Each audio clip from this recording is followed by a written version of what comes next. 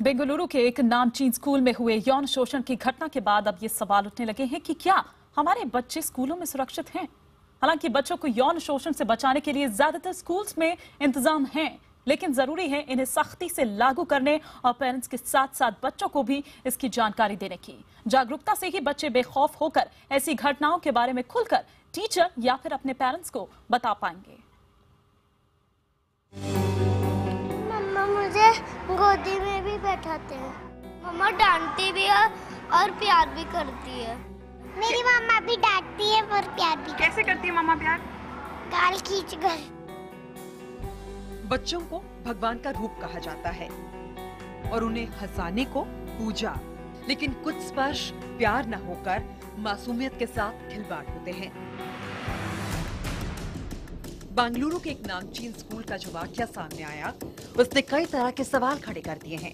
मनोवैज्ञानिकों और जानकारों की माने तो हैवानियत की शुरुआत स्पर्श से होती है, लेकिन सबसे बड़ा सवाल यही है कि बच्चों को इन संकेतों को लेकर जागरूक और शिक्षित किया जाए तो कैसे।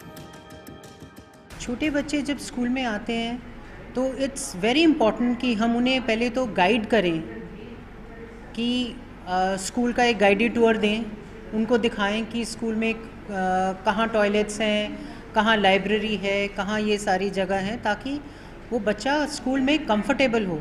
तो वो टीचर्स जो है, काउंसलर्स हैं, उनको कोई स्टोरीज सुना के उनको टाइम टू टाइम उनको गुड टच बैड टच के बारे में बताएं, ताकि वो अवेयर हो। और दूसरा, उनको कंफर्टेबल करें टीचर के साथ कि अगर उसको कोई प्रॉब्लम हो वो टीचर के साथ शेयर करे। जानकारों के मुताबिक अपने हाव भाव से अपराधी गुनाह से पूर्व ही संकेत देने लगता है। मसलन बच्चों को बुरी नीयत से छूना, चूमना, सहलाना, अपने गुप्तांग दिखाना, उनके गुप्तांग दिखाने के लिए उकसाना, आपत्तिजनक हरकत करने के लिए कहना और अश्लील फिल्म या वीडियो दिखाना। सही व्यक्ति जो उनको टच कर सकता है और कौन टच नहीं कर सकता उसको जानकारी दें। माँ बाप बच्चों को अगर डायरेक्टली नहीं कह सकते तो उनके साथ खेलने बैठें, उनको खेलते खेलते बताएं कि उनके डॉल्स, उनके टॉयज, इनमें से कौन सी चीज़ें ऐसी हैं जहाँ पे इधर छूना अप्रोप्रिएट है, इधर छूना अप्रोप्रिएट नहीं है।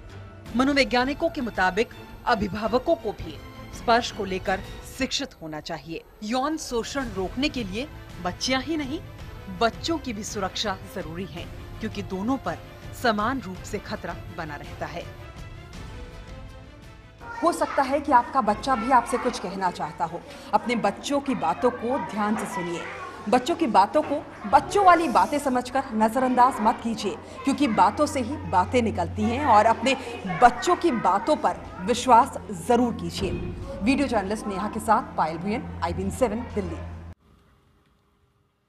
बच्चों को बुरी नीयत वालों से बचाना बहुत मुश्किल नहीं है। जरूरत है शिक्षकों और अभिभावकों को जागरूक और शिक्षित होने की। मनोवैज्ञानिक रीमा सहगल के मुताबिक कुछ एहतियात और कुछ बातों का ध्यान रखकर बच्चों को बुरी नजरों से बचाया जा सकता है। बच्चे बहुत नाजुक और कम कॉग्निटिव डेवलपमेंट वाले लोग हैं, जिनके भाषा की कमी होती है और वो अपनी बात को, अपने डिस्कम्फर्ट को, अपने डर को सही तरीके से सही शब्दों में बता नहीं पाते।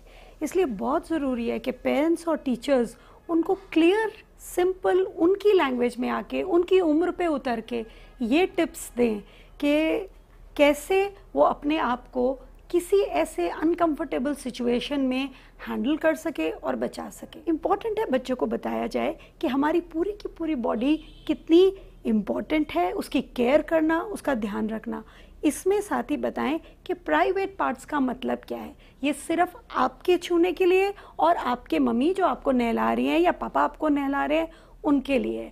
इसका मतलब ये है कि ये पार्ट्स पे अगर कभी भी कोई टच करेगा या करने की कोशिश करेगा, आपको उनको भी नो कहना है।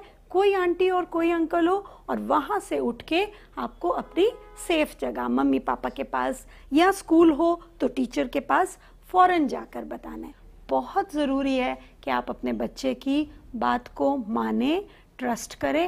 और अगर 1% भी आपको किसी भी तरीके का डाउट हो रहा हो, कम से कम एक चीज़ क्लियर कर दें कि उस इंसान, वो चाहे परिवारजन हो या कोई भी हो, उससे अपने बच्चे को कभी भी मिलने या सामने आने ना दें। एटलीस्ट आपका प्रिवेंशन वहाँ शुरू है। उसके बाद आप उस सामने वाले इंसान के बारे में थोड़ी और जान पहचान कर फिर उनका सामना कर सकते हैं।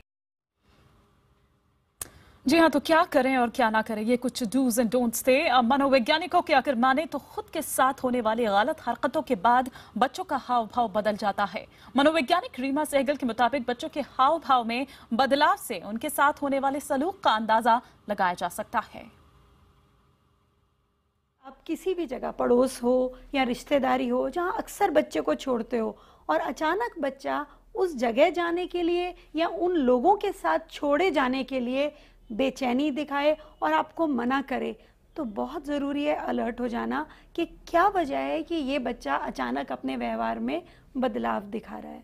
साथ ही उसका डरना, कभी कभी बेड वेटिंग होना, नर्वसनेस की वजह से रात को नींद ना आना, ये सारे ही सिम्टम्स हो सकते हैं। लेकिन सबसे इम्पॉर्टेंट है उनका डिस्कम्फर्ट, उनका ना कहना और बेचैनी और घबराहट दिखाना उस जगह जाने में जहां ऐसा कुछ हुआ हो।